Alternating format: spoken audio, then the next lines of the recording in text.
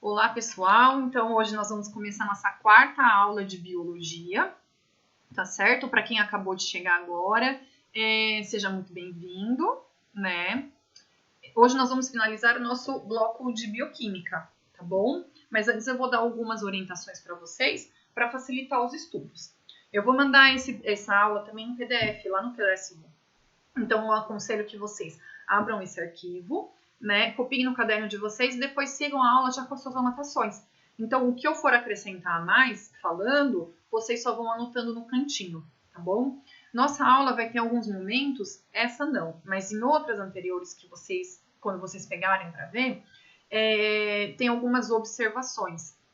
E nesse momento eu vou abrir alguns parênteses para que vocês entendam melhor a nossa aula. Então, pode ser que tenha a ver com química, com física, enfim, com algumas outras matérias, mesmo porque a prova do Enem ela é muito interdisciplinar. Então, em alguns momentos isso vai se fazer necessário, tá bom? Então, vamos lá, vamos começar a aula de hoje. Hoje nós vamos falar, começar falando sobre vitaminas, tá? Então, nós vamos ter alguns momentos, dessa aula. Primeiro, nós vamos falar sobre a função, onde tem os tipos de vitamina, alguns termos importantes, uns destaques, que a gente vai ver relacionado até, inclusive, a esses termos importantes. E depois nós vamos falar sobre alimentação e saúde, sobre fibras alimentares, colesterol, obesidade e desnutrição. Então, vamos lá, gente. Então, a função das vitaminas, Elas são nutrientes reguladores, Ou seja, elas vão trabalhar em reações químicas que acontecem no nosso organismo de construção de substâncias e de destruição, de quebra de substâncias, Ou seja, metabólicas e catabólicas que existem no nosso corpo. Lembra até que eu falei numa aula sobre enzimas, sobre coenzima, cofator? Então, tem a ver com isso também, E elas também vão atuar sozinhas, que a gente vai ver isso mais pra frente, agora nessa aula. Então, vamos lá. Onde que temos, onde que a gente encontra as vitaminas, esse nutriente? Nós encontramos na nossa alimentação. Só que ao contrário dos outros nutrientes que a gente conversou, sobre a proteína, sobre o carboidrato, ela permeia diversos alimentos, diversas classes de alimento. Então, o importante é você ter uma alimentação variada para que você garanta a quantidade adequada das vitaminas que o nosso corpo necessita. Existem algumas situações, existem algumas vertentes que falam que é necessário suplementação ou não. Mas o que se sabe hoje é exatamente isso. Assim, a única certeza que a gente tem é exatamente isso. Que se você tiver uma alimentação variada, as vitaminas estarão sendo garantidas. Exceto em algumas condições importantes, como, por exemplo, durante a gestação, que é necessário você tomar suplementação de algumas vitaminas, tá? Aqui, nós vamos entrar, então, quais são os tipos de vitaminas encontradas nos alimentos. Nós temos as vitaminas hidrossolúveis, que elas são solúveis em água, e o excesso dela vai ser eliminado pela urina. Então, não adianta, por exemplo, eu tomar um monte de vitamina C, porque o meu corpo ele tem um limite de absorção do que ele precisa dessas vitaminas. O restante vai acabar sendo eliminado na urina, tá bom? Então, aqui eu trouxe várias vitaminas que são hidrossolúveis. As mais importantes, eu vou fazer algumas observações e destaques delas mais para frente, tá certo? Mas eu aconselho que vocês parem o slide, caso vocês ainda não tenham lido o PDF, e leiam isso, tá bom? E nós temos as vitaminas lipossolúveis, que no caso, elas não são solúveis em água e elas vão ser acumuladas no tecido adiposo, tá? Aqui nós temos uma coisa importante que eu trouxe a respeito daquele último slide em específico, que elas são lipossolúveis, A vitamina D, lembra que eu falei para vocês agora há pouco que elas vão ser sempre obtidas da alimentação, certo? A vitamina D, ela tem um fator a mais, porque ela é produzida pela nossa pele. Quando os raios solares incidem na nossa pele, a gente consegue produzir essa vitamina, E ela é muito importante porque ela facilita a absorção do cálcio e do fósforo, né? Então, ele que compõe o nosso osso, né? A vitamina A, nós falamos dela também quando nós falamos de beta-carotenos na parte de lipídios. Mas o que é importante dela? Ela é obtida a partir da quebra desse beta-caroteno, né? Que é um parênteses que eu quero que vocês lembrem bem. Então, vamos agora para alguns termos importantes relacionados às vitaminas. Nós temos 3 termos aqui: avitaminose, hipovitaminose e hipervitaminose. Eu quero que vocês se atentem aqui a esse sufixo, porque geralmente ele indica uma negação, né? Então, é quando o indivíduo tem ausência de uma determinada vitamina ou de várias vitaminas no corpo, né? A hipovitaminose, aqui se vocês virem esse sufixo hipo, quer dizer pouco, né? Ou seja, ele vai ter carência de uma vitamina ou mais vitaminas. E a hipervitaminose quer dizer que eu tenho um aumento, né? Um excesso de vitaminas, como vocês podem ver por esse sufixo também. Estou falando isso porque às vezes você está lendo um texto durante a prova, se vocês virem esses prefixos, né? Já facilita a leitura, eu acho. Por mais que você não entenda nada do que está sendo dito, vocês sabem que está falando de uma carência, de uma ausência ou de um excesso. Aqui no caso da hipervitaminose, nós vamos ter o excesso só das lipossolúveis, né? Porque, como eu disse, as hidrossolúveis vão ser eliminadas, o excesso vai ser eliminado na urina, né? Então, o que causa essas condições? Essa condição, né? Essas 3 condições aí, seria o caso de uma alimentação pouco variada, né? Ou com uma má qualidade. Má qualidade no sentido de ser pouca, né? Ou de, às vezes, você tem ali uma quantidade suficiente, mas uma qualidade prejudicada, né? E isso vai levar ao desenvolvimento de algumas doenças. E aqui eu vou dar destaque para algumas doenças que é o que é cobrado no exame, tá certo? Então aqui, inclusive essas doenças aqui, já tá naquele quadro grande com um monte de vitamina. Eu só pincei as mais importantes para que as que de fato vocês precisam saber, tá bom? Então, vamos lá. Aqui nós temos a vitamina A, né? A sua carência provoca a xeroftalmia, que seria os olhos secos, né? E a sua carência também faz com que você tenha, a gente chama de cegueira noturna, que é quando você tem uma perda da acuidade visual, né? A vitamina D, a sua carência provoca o raquitismo nas crianças, porque, como eu disse anteriormente, ela facilita esse trânsito aí do cálcio e do fósforo que vai compor a matriz óssea. Então, que vai compor o osso. Então, a criança, na fase de ossificação, né, que quando ela está crescendo, enfim, se ela não tem essa substância, os ossos ficam fracos, né, e com peso, a perninha se curva. Então, é uma característica muito forte do raquitismo. Aqui nós temos, no caso dos adultos, né, e até do idoso também, pode ser por falta de vitamina D, o osso com osteoporose, ou seja, o osso todo cheio de furinho. Fraco, né? Aqui no caso da vitamina B12, eu vou ter a anemia perniciosa. Lembrando que nós temos vários tipos de anemia, né? Nós já falamos da anemia relacionada à falta de ferro, né? E agora nós estamos falando da anemia por conta da falta de B12. E aqui, no caso, ela é como se fosse uma matéria-prima para fabricação, para síntese da hemoglobina, né? Então, se eu tenho pouca matéria-prima, eu não vou conseguir fabricar a minha hemoglobina, tá certo? Ela também, a falta da vitamina B12 também pode causar danos neurológicos, tá? Aqui no caso da vitamina C, eu trouxe o escorbuto, né? Que como ele ajuda a compor, a vitamina C também compõe ali um tecido que a gente chama de conjuntivo, que fixa o osso na arcada dentária. Aqui no caso, como na falta da vitamina C, você vai ter o dente mole e sangramento, tá certo? Aqui uma condição que era muito comum, eu trouxe para vocês aqui na época da escravidão, que os negros ficavam muito tempo nos navios negreiros, né? E quando chegavam aqui, já estavam com falta dessa vitamina e com os dentes moles e sangrando. Tanto é que um dos fatores para os senhores do engenho, né, comprarem o escravo, eles iam lá e avaliavam a arcada dentária dele. Esse daqui também já vi que foi questão de prova já. Essa parte essa interdisciplinariedade junto com a história. E aí agora nós vamos para o nosso momento Cai no Enem, né? Que às vezes a gente está falando, e aí o aluno fica com aquela dúvida. Será que tudo isso cai no Enem mesmo, né? Então, vamos lá. Essa questão ela é de 2014, né? A questão 80 do caderno branco. Arroz dourado é uma planta transgênica capaz de produzir quantidades significativas de beta-caroteno.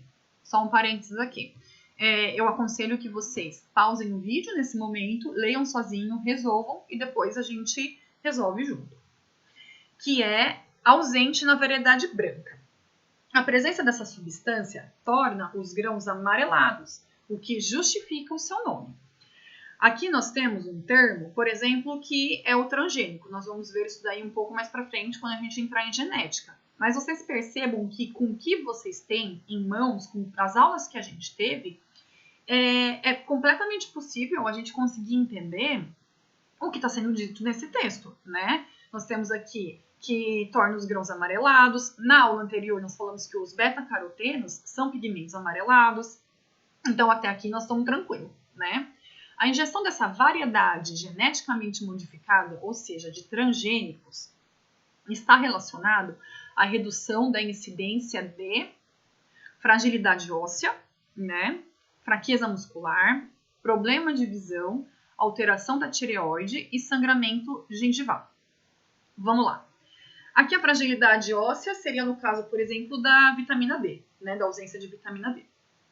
A fraqueza muscular, aqui é uma coisa bem genérica, pode ser, vários fatores podem levar à fraqueza muscular. Então, essa alternativa por si só já é mais furada. Vou pular a alternativa C. Alterações na tireoide, aqui seria o caso, por exemplo, do iodo, né, da falta de iodo, que a gente tratou na aula de sais minerais.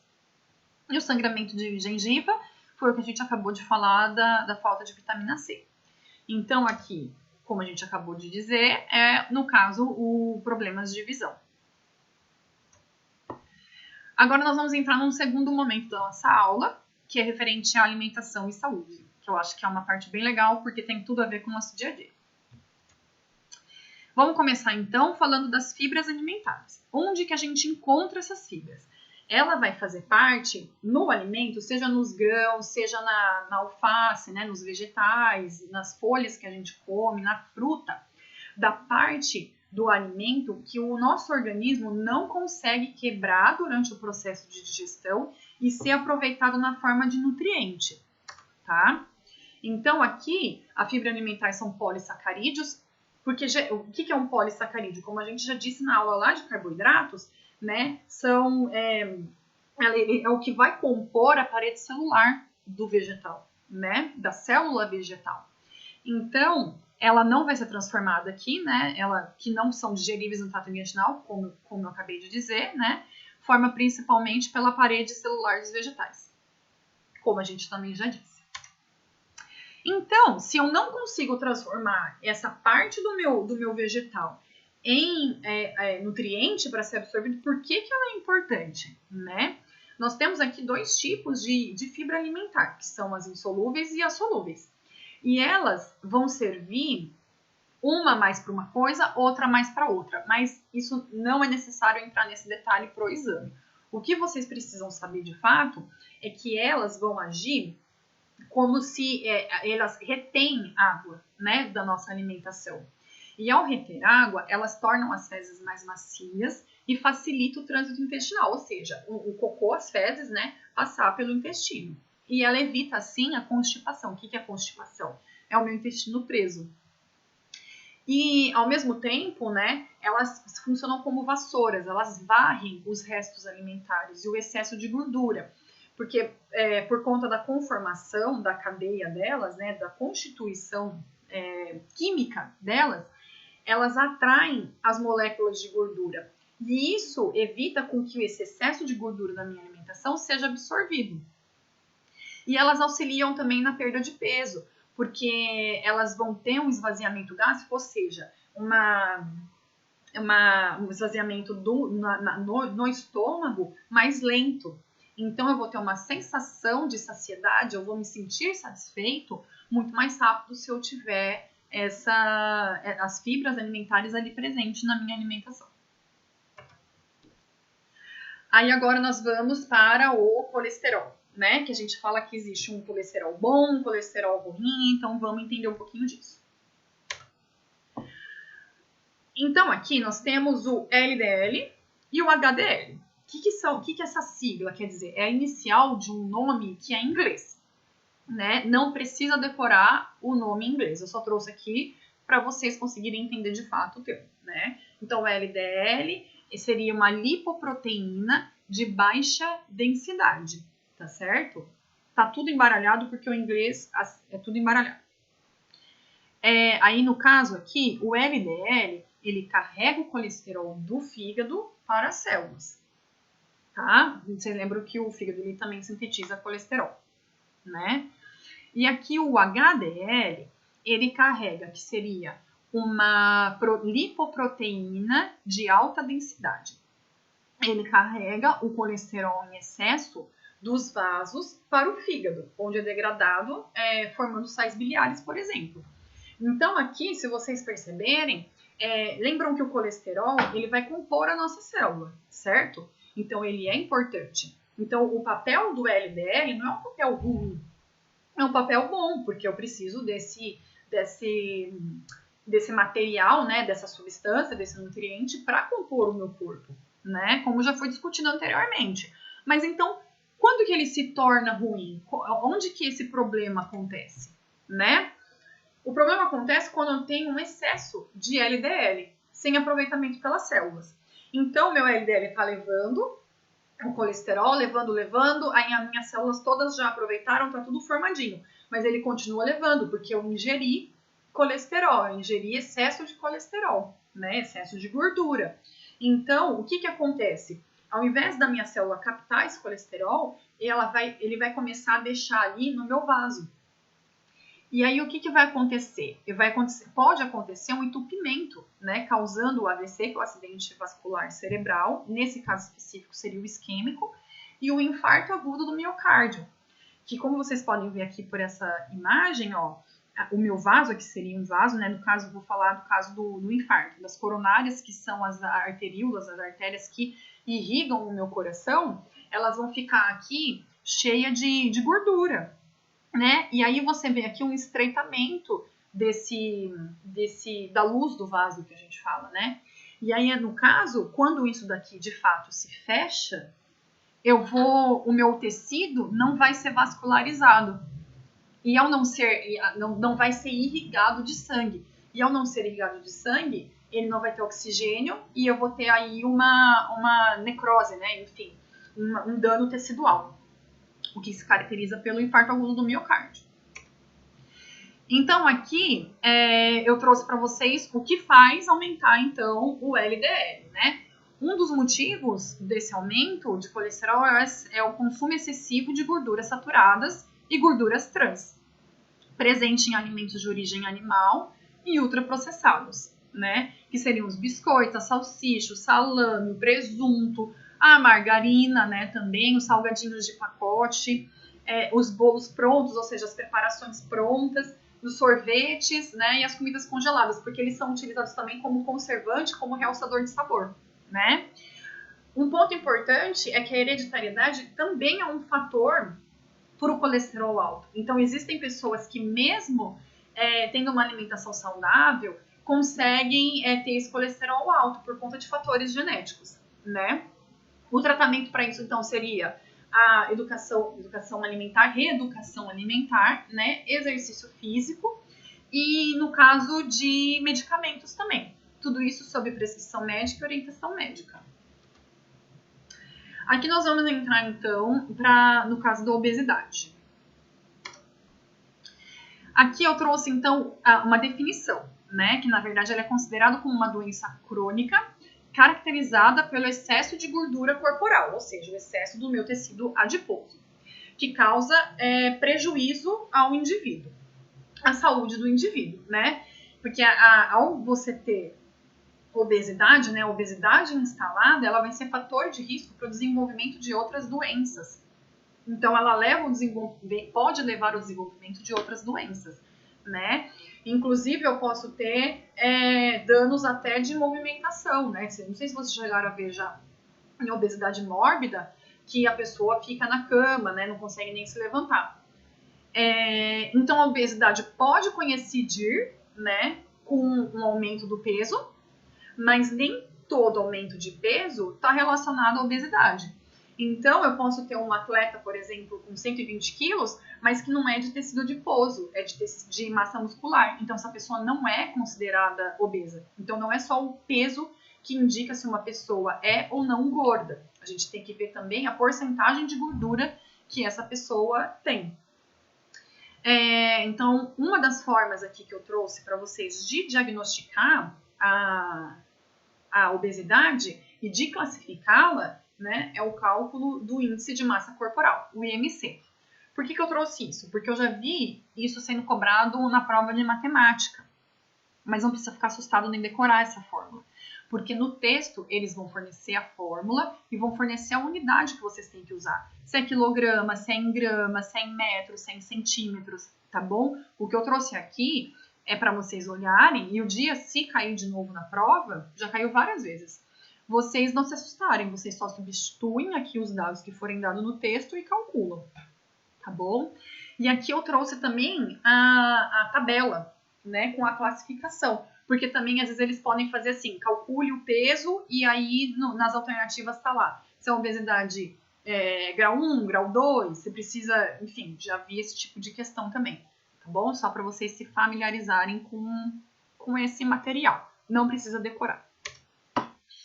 Aí aqui, então, as causas da obesidade. Nós temos também a predisposição genética. Já existem estudos que mostram que filhos de pais obesos têm maior propensão a serem obesos também. Dietas ricas em gorduras e em carboidratos. O sedentarismo, ou seja, a falta de atividade física. E alterações endócrinas também, como, por exemplo, o hipotiroidismo. Tá bom? A gente vai falar sobre o hipotiroidismo em uma outra aula. Não se preocupe. Senão eu vou abrir um parênteses muito grande e a gente vai estender demais o tempo da aula. Então, aqui, como eu falei, a obesidade, um dos grandes problemas da obesidade é que ela é fator de risco para outras doenças, né? Quem é obeso tem mais chance de desenvolver algumas outras doenças também, tá bom? E muito disso também está relacionado ao acúmulo de gordura na região abdominal. Então, vamos lá. Eu posso ter aqui, eu tenho maior propensão de desenvolver a hipertensão arterial, que seria a pressão alta, o risco de AVC, né? Porque se o obeso é o consumo excessivo de gordura também, está até relacionado com o que a gente disse sobre o colesterol. Insuficiência renal, aumento do colesterol, risco de diabetes tipo 2, que é uma diabetes que ela é desenvolvida no adulto, né, não tem fundo genético. Isso daqui eu vou entrar em maiores detalhes numa outra aula que eu vou falar sobre diabetes, fiquem tranquilos, tá bom? E o desenvolvimento de doenças cardíacas também. Então aqui eu trouxe um pouquinho sobre os tratamentos que a gente tem da obesidade.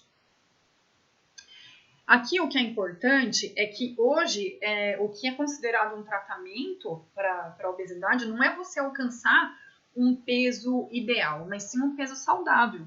E o que isso significa? É aquele adequado para desempenhar as atividades, né, as suas atividades diárias, internas ou externas, ou seja, porque meu metabolismo continue funcionando e para que eu consiga, por exemplo, fazer uma caminhada sem me cansar, consiga arrumar a cama, consiga estender uma roupa, consiga trabalhar, né? Como eu havia dito até naquele slide inicial de obesidade, né? Tem pessoas que perdem até sua mobilidade física por conta da obesidade, né?